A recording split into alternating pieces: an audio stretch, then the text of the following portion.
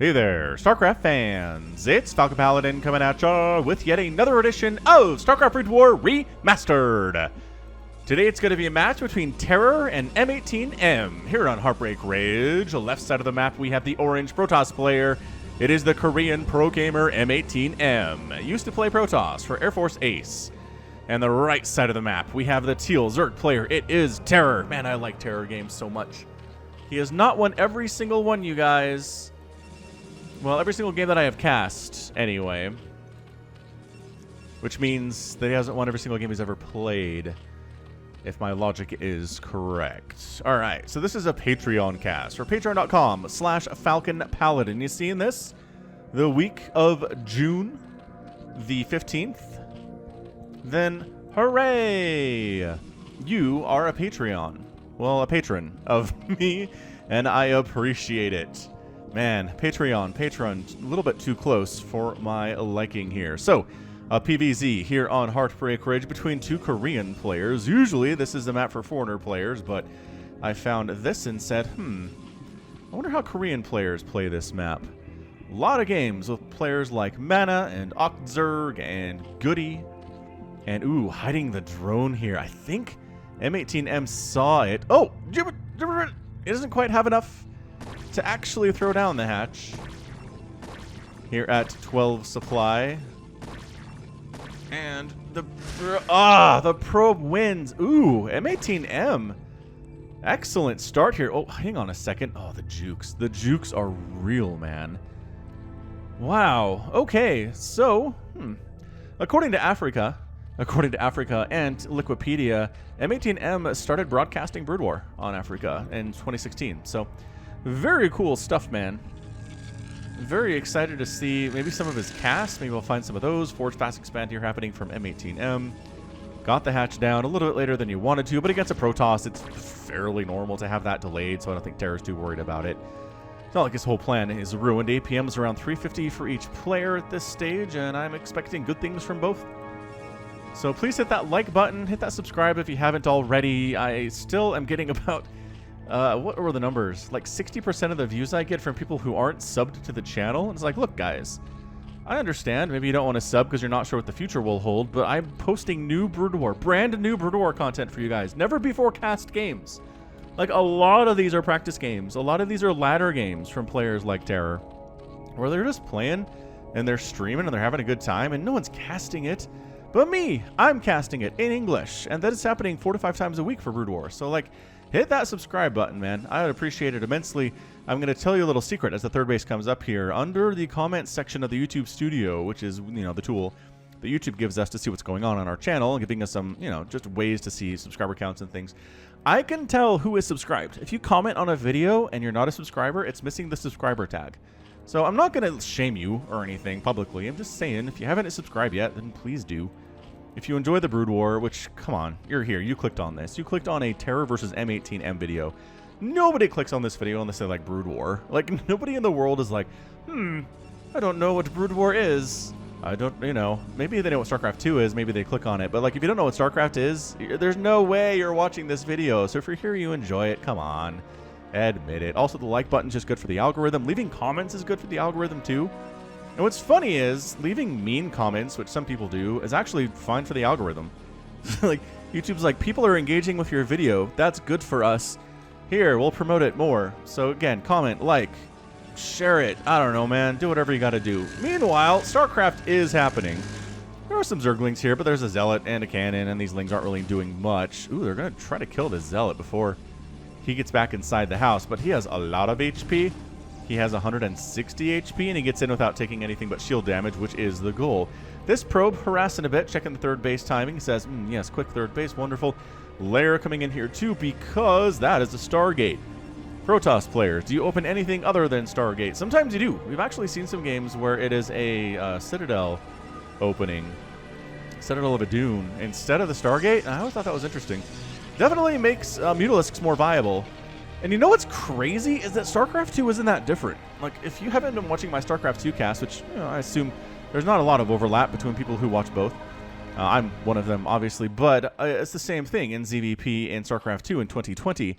is if you don't open Stargate as a Protoss, then you better do some damage fast because the Zerg player will go Muta and you will struggle against it. Without Phoenix, which is the Corsair answer in StarCraft 2. Anyway, I just thought that was interesting, that the strategy that Bisu pioneered is effectively still going on in StarCraft 2 and Brood War in 2020. That is why he is one of the greats. If not the great. Have you ever heard an argument that Bisu is the best player of all time? Usually it's Flash is the consideration there, but I don't know, man. It could be Bisu just for his effect on the game. Like, did Flash come up with, you know, the mass tank versus Zerg strategy or how to handle Protoss with mech? I don't know that he did. Maybe he did. Some of you guys are better historians of the Brood War than I am. I've just been watching it for years. I don't, unfortunately, I don't know. I don't know a lot about the history, although I'm trying to get better at it. So regardless, is there anything surprising in the early stages of this match? Zero. Zero surprising things at all. There's your Citadel of Doom. There is your Zealot leg enhancement. There's your Corsair. And the Overlord is probably going to die because the Spire is not done yet. And there is a Hydralisk den, so hold on. This might be a Hydralisk. It is a Hydralisk. Overlord, stay alive. Help is coming. Help is on the way. But you're probably dead anyway because you don't have any HP left. And the Hydra didn't even help. Come on, man. Hydra's like, I'm going to pose right here and look cool. Oh, yeah. Meanwhile, Zealot Zerg only attack down here. This is a bad engagement for Terror. Like, really bad for Terror. So maybe don't. That's just too many Zealots, man. You got to have 4 Lings per Zealot. If you don't have 4 Lings per Zealot. And, like, the pro players don't have to count. They're not going to sit there and go, okay, so there are 4 Zealots, and there's 1, 2, 3, 4, 5. You just feel it. You just feel how many units are there. You can know if the Lings are going to win that battle or not. And that's generally what I do, too. I'm not counting. It's a feel. It's an estimation based on what you can see. So I assume we're going to get Lurker Aspect here next. I would be shocked if we didn't get Lurker Aspect here, based on the fact we have a lair and a Hydralisk den and a lot of gas income, too. I mean, Speedy Zealots, not great against hydra-ling, man. Good against Hydra, like surprisingly good against Hydra, but if Lings are buffering for them and just buying extra hits that the Hydras get to hit the Zealots with without taking damage themselves, that is so good. It is très bien for those Hydralisks. So just Zealots all over the place for the most part. This is what all these gateways are for. Obviously, extra attack upgrades coming on in here, and I don't know. At this stage, Terror, I think he's just going for Ling. He'll make some Scourge if he needs to, but it's going to be Ling Hydra with an Evolution Chamber here. I mean, obviously, with all these Zealots coming out, it's hard to tech up to Storm, and by golly, we're working on it. There's a Templar Archives, but it's not here yet. This is so many Zealots. I don't know that if Terror was expecting this many Zealots with +1 attack to come on in here. The Hydras don't have upgrades, the Lings don't have upgrades, but nevertheless, again, Hydra-ling, very scary versus Zealots, which is why you want Storm. This is a great engagement for Terror, by the way. This is really, really nice. Zealots not doing super well for themselves. The right side is going to fall here fairly soon. Bam, bam, Hydra down, Zealot down, Zealot down. And you know what? The Hydra's actually doing better here than I thought they would based on that initial engagement. Additional Zealots coming in. The Zealot flood is so real from M18M right now, man. This guy, I kind of like it. He's making some good trades. He's trading minerals for gas, which is something you generally want to do in StarCraft. You could trade minerals for gas units, you're going to have a good time. Ling's getting a surround on something like an Archon. Oh, yeah, very cost efficient. There you go. Lurker Aspect now coming in. He's like, all right, fine. If M18M is going to make 1,000,000 Zealots at me, which it seems like he might continue doing, he's got another group at the front he's sending out, then sure, Lurkers are going to be great. That said, High Templar in production, Storm in production. And 3 basing Zerg versus 2 basing Protoss. Terror feels pretty good about this, I have to imagine. Double Evo Chamber for double upgrades is so nice. It is really, really good. The 1 Forge here is working on additional attack upgrades for that +2. Which is oh so useful. You do want to get +3 versus Zerg. Doing damage versus squishy Zerg units is always worth it.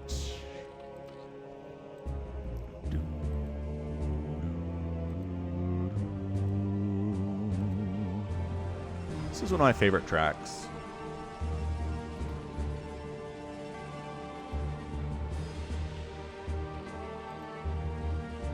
I might even go so far as to say it is the iconic Protoss track for Brood War. Would you say that? This one right here? Like, each race has their kind of iconic tracks. I know what it is for Terran. I guess Zerg not so much. I don't know that Zerg has any super memorable tracks. They're all very atmospheric and very similar. Protoss pretty similar too, in fairness, but I think that one, just that little section of the song, it's hope, it's bravery, it's all sorts of good things. Look who made a ton of Mutalisks, because you don't have a Corsair group. That's right, Terror did. Surprise! It's 10 Mutalisks, and you have a Corsair. I guess he's stacking them for additional, maybe, to get High Templar. List free High Templar right here. Dodging in. Wooja! Dodges the storm. Hits that. Yeah, dodging the storm. Gets it. Taking hits, though. Muta count pretty scary. This is a High Templar sniping Mutalisk crew. We're going to call them the High Templar sniping Mutalisk crew. The HTSM. Nah, it doesn't really roll off the tongue, does it? Third base coming in here from M18M. Terra really should be thinking about taking a fourth here, but keeping that High Templar count down and then attacking with Hydras and Lurkers and Lings is so damaging. What are you doing back here?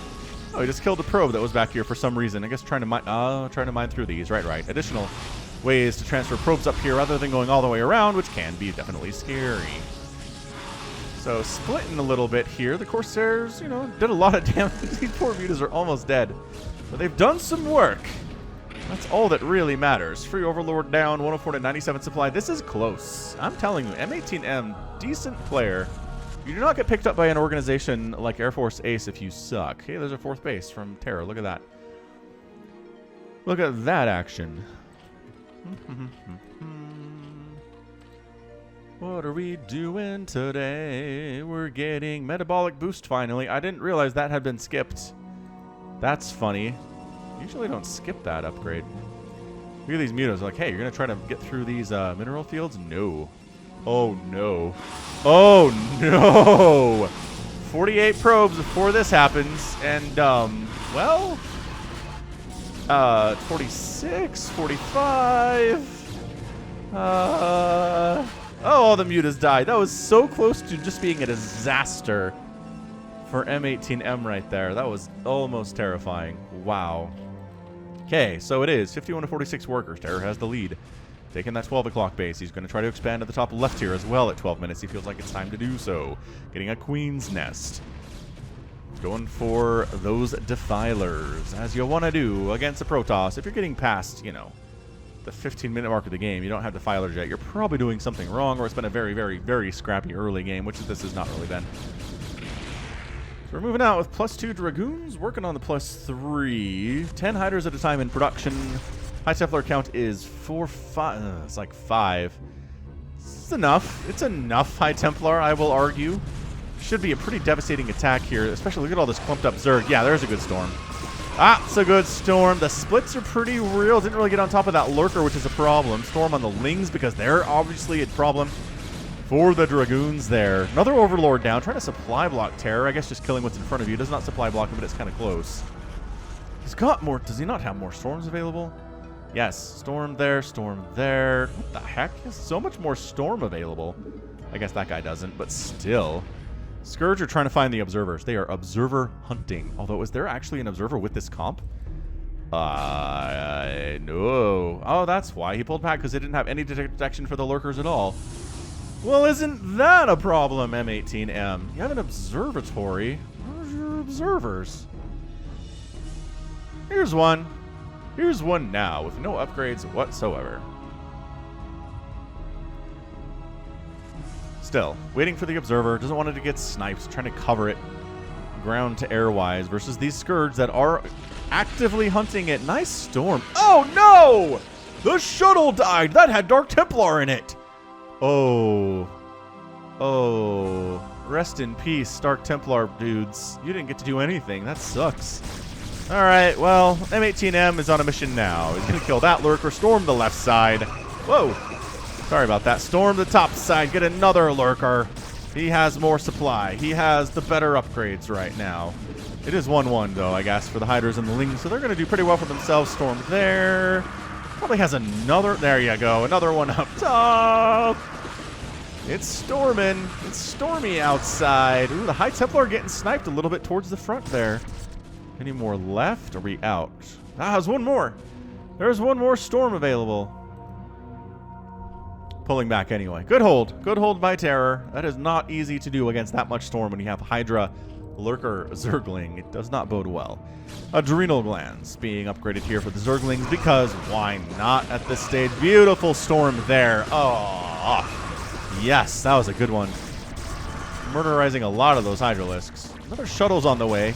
M18M's like, you know what? It was really good earlier. Was that Dark Templar idea? Let's try it again. Also making 6 High Templar at a time.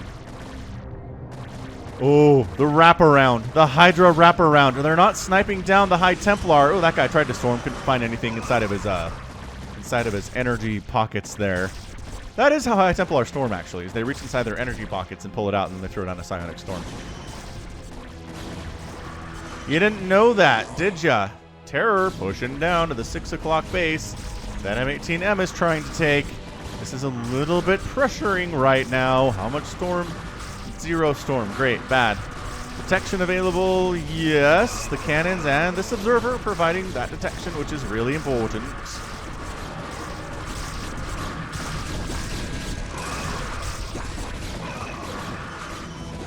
The Hydras are pushing in. I don't know that I agree with this necessarily. I guess the cannons are all gone, which is nice. Observer providing a lot of detection, but if there's... Oh, man, I think this is it. I think the 6 o'clock is dead. The Observer pulls out of range of the Overlord, which does have speed. The Lings with the Adrenal Glands are chasing the Dragoons back home. And that High Templar goes down with not enough energy for a storm, traditionally. Goodbye, Observer. This one's still alive. The Lings pushing into all those cannons. Those cannons got serious kills. Meanwhile, top left base does get attacked a bit here by some High Templar. But it's okay. Enough Hydras show up to deal with it. Bit of a High Templar drop a Rooney in that area. Terror still has 55 workers, so he might have lost some drones there, but we don't see any drone blood on the ground. I'm not sure this was actually saturated quite yet, based on the timings, but... Anywho, Defiler Mound on Zive. We got our Defilers coming in here. We already have the High Templar. What's next for you, M18M? Well, it's getting another 4th base, I can tell you that much, Vern. Man, the Zerg player is on so many bases right now. Terror's just, he's being a terror, is what he's doing. His macro is so good. His micro is so good. His intuition of when to attack and when to defend is so good. Zerglings single-handedly trying to shut down the 6th base, ever coming back again. M18 knows he can't just sit back and defend the 6th. He needs to kill something and take a 6th base, which is a tall order. But at this stage of the game, I think it's what he's got to do. He does have... He's tied up in supply with the Zerg player, which is, you know, decent. Decent right now. Is this a dropper? Man, Terror does love his drops. The good Zerg players like their drops, everyone. Don't skip drops for Zerg. We don't see it a lot, but when we see it, it's pretty good. Oh, that's brutal. Those cannons are instantly dead. This is a lot of production up here. DT's trying to handle it. No, there's a bunch of Overlords present. There's Lurkers, there's Hydras. The Archon has nothing to do with that. This is where you kind of want some focused attacking if you're the Zerg. You want to kill these pylons and depower everything. Do you want to go after the Stargate, the tech structures? And as it stands, he's just kind of standing in here, killing stuff that's coming to kill him. He's not really doing any damage except for killing those 2 cannons. Meanwhile, okay, maybe you want to defend the 6 o'clock a little bit if you're M18M, because it's completely dead at this stage of the game. DT's up north causing some shenanigans. Then an observer shows up in the form of that Overlord, and that's the end of their games, except for this one, who is still alive. We shall call him Tim. And he shall try to do stuff when there's a Sunken and an Overlord at this base, which does not really bode well for him, and he sees what's up and gets out.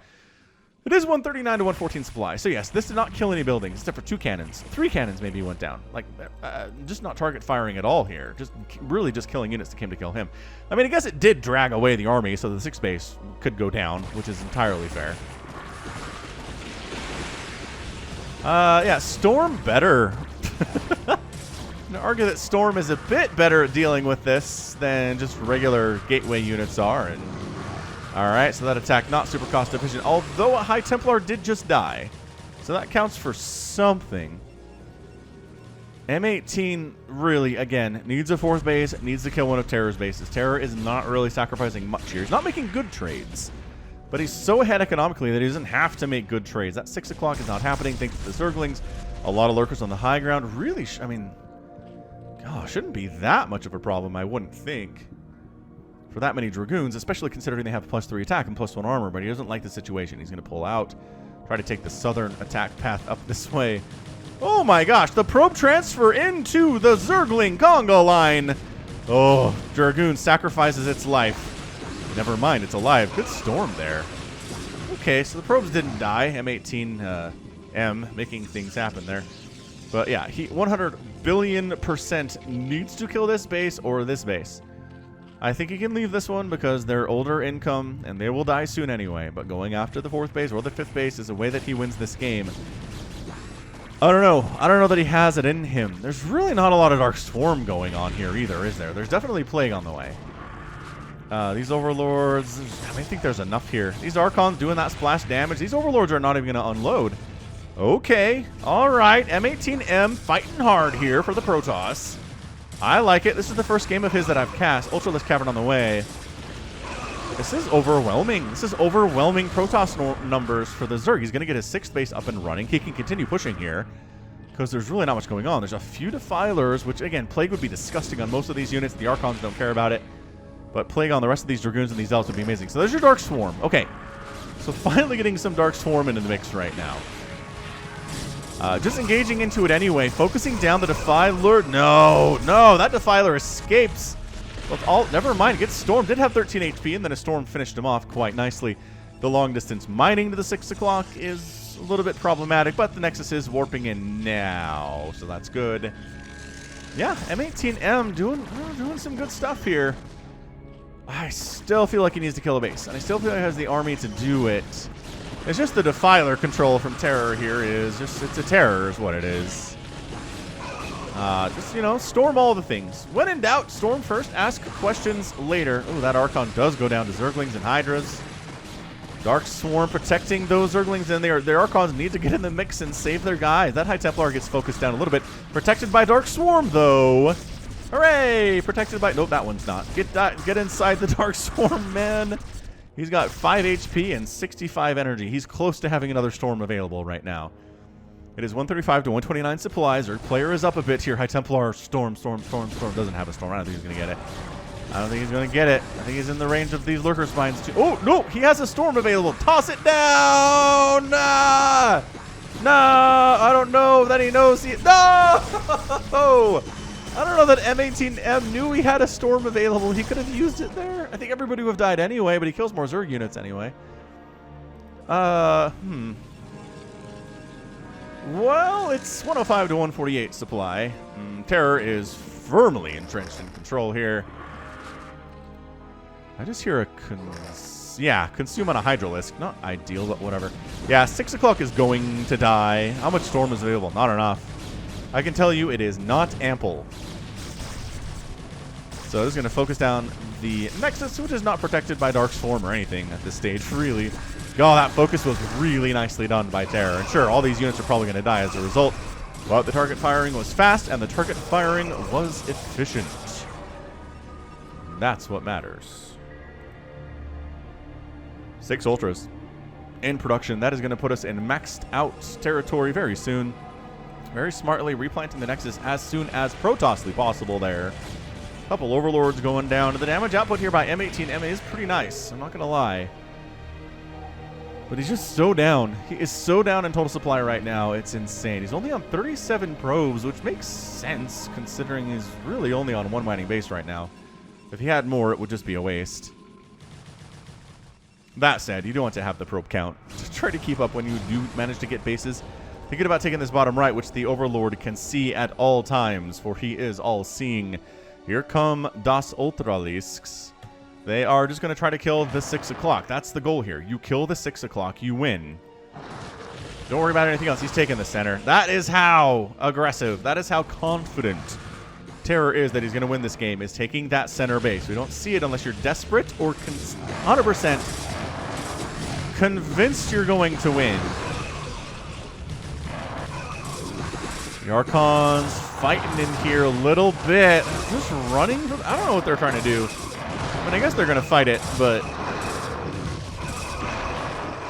I mean, doing pretty well, but they're severely outnumbered, and I think that's your GG. It's 158 to 76 supply. The Archons are all dead. The Archons Yeah, they're gone. A Dark Templar in the mix versus the Ultras. Pretty good. But, I mean, it's just a matter of a Zerg player who's been on 5 bases for a while, who hasn't really lost much of his economy to speak of at all in this game, and just able to get up to Ultra-ling Defiler when the Protoss is just not anywhere near him in terms of supply. And that is your good game. The plan was executed perfectly by Terror, and he gets the win in 25 minutes and 7 seconds. Ooh, that was incredible. What a great, fantastic game. That was so well done. Oh, Terror. He was a terror. I liked what M18M did. I think he was really doing fantastically until he just couldn't even really bother any of these bases along the top. And then suddenly a 6th base never really got established, and that was the game. It's economics. It's economics sometimes. It's the economy, stupid, as they like to say from time to time. So, final score here is 192,000 points for M18M, rather 193,000 points, 204,000 for Terror. Produced killed is pretty much ZVP. There's nothing too weird about that, but this is the one. Way more gas mined, way more minerals mined, way more total spent there. That's where your Ultras came from there, is that discrepancy, is Terror having the ability to just max out his army on Ultras, where M18M was not able to max out his army on anything, and that is all she wrote. So that's going to be it from me. This has been Falcon Paladin coming at ya with yet another edition of StarCraft Brood War Remastered. I'll go ahead, hit that like button, hit that subscribe if you like what you saw and what you heard today. You can also catch me on Twitter, Facebook, Patreon, and Twitch, all at /Falcon Paladin. And until next time, as always, thank you so much for watching, and you take care of yourself.